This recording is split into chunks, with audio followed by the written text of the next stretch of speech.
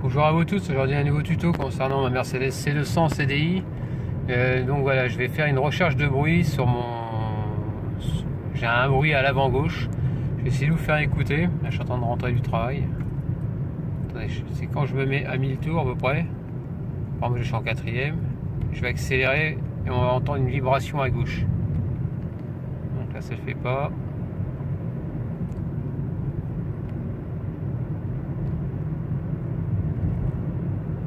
Ça ne le fait pas pour l'instant.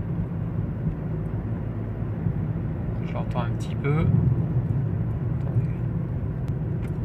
Ça le fait qu'à un certain régime moteur, ça le fait pas tout le temps. En tout cas, c'est flagrant, c'est quand je monte une côte.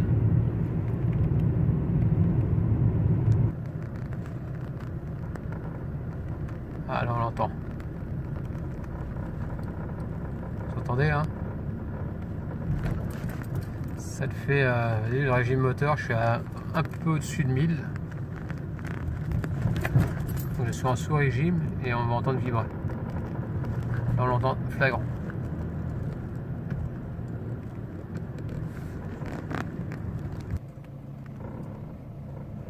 Je sais pas si vous entendez.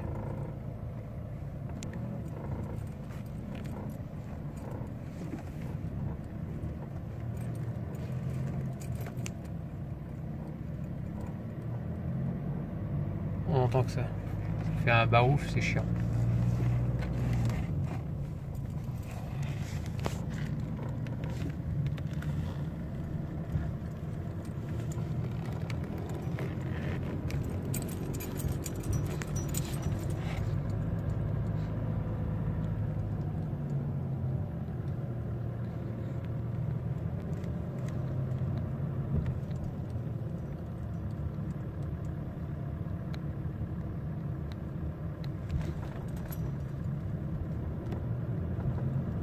On l'entend bien à gauche.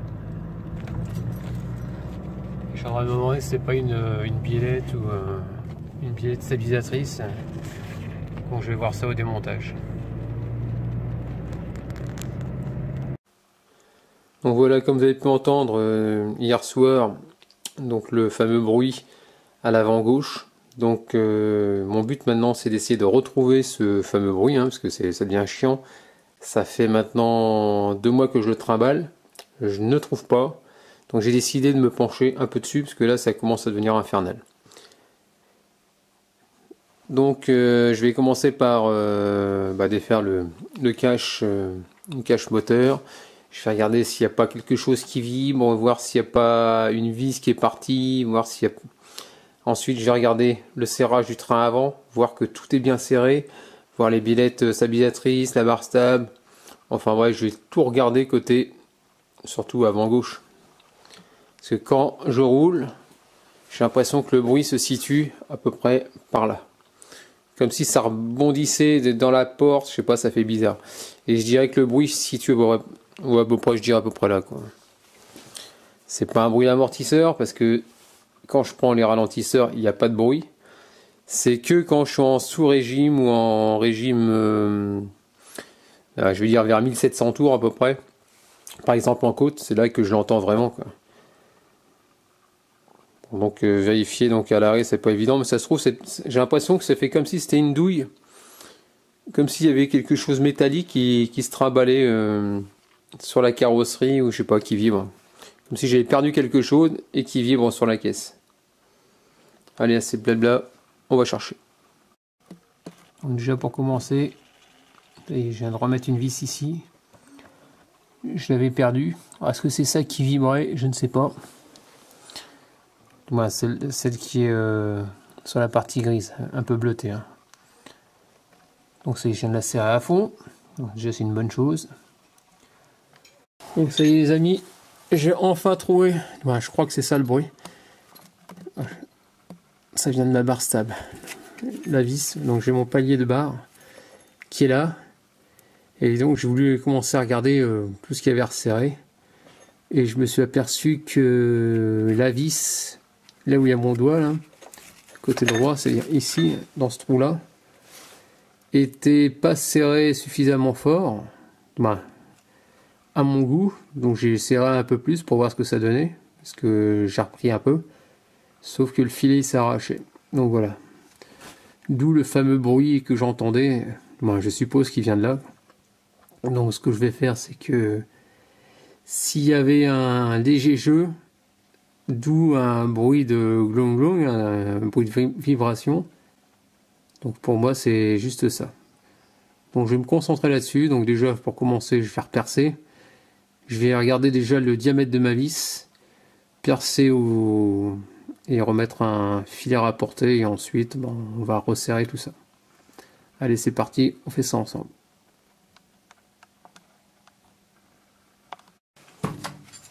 Donc pour commencer, on prend la vis, on prend un calibre à coulisse.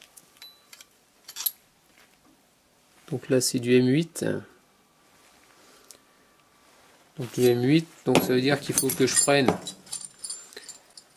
un filet rapporté de 8. C'est-à-dire qu'il rentre dans la vis que j'ai mis je sais plus où, ici voilà.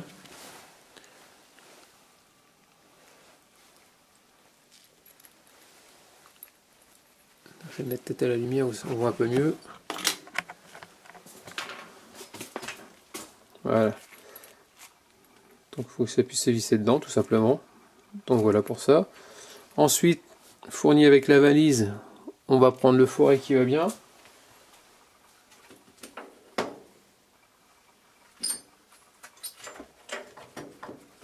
Et le tarot.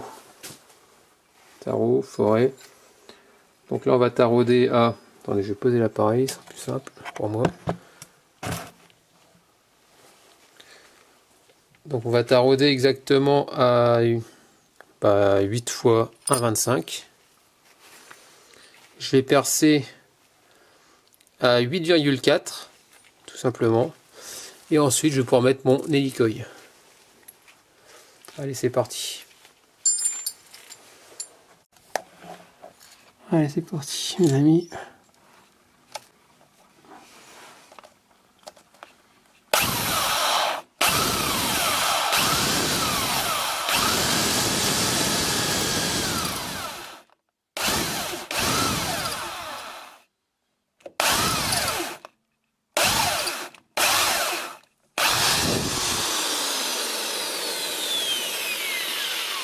Voilà, on va essayer de voir ce que ça donne.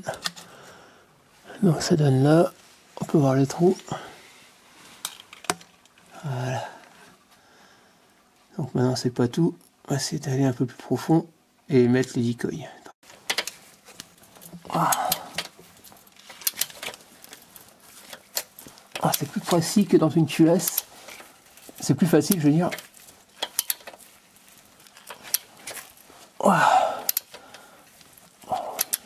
J'ai l'impression de tarauder dans du beurre, c'est bien.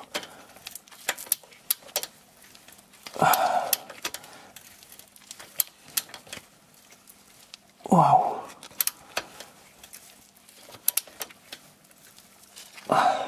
Un petit point dur, je vais revenir en arrière quand même. Pour dégager la limaille.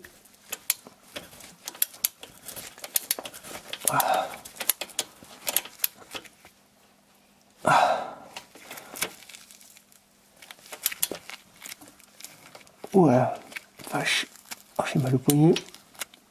Voilà, dès que ça force un peu, on va repartir en avant.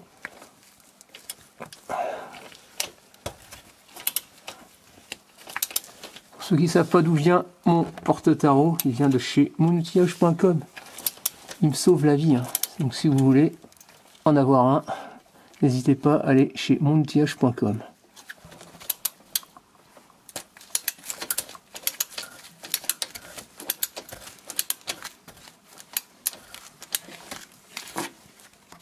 Donc ça y est, j'ai mis un peu de graisse autour du filet rapporté. Maintenant je vais l'insérer dans le trou et je vais le visser à fond. Ça y est, il faut regarder le filet à l'intérieur.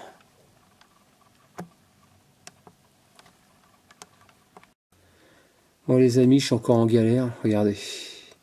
Le diamètre, j'ai percé plus gros, il n'y a rien qui tient, les tarots, ça a beau tarauder.